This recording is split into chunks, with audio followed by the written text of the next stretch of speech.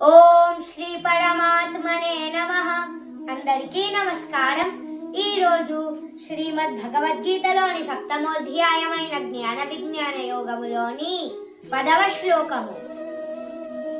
బీజం మాం సర్వభూతానాం విద్ధి పార్థ సనాతనం బుద్ధిర్బుద్ధిమతామస్మి తేజస్తేజస్వినామహం.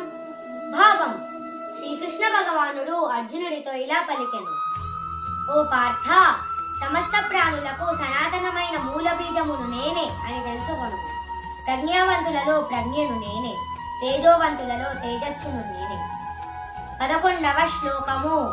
బలం బలవతాం చాహం కామరాగ వివర్జితం ధర్మ విరుద్ధో భూతేషు కామోస్మి భరతర్షభ.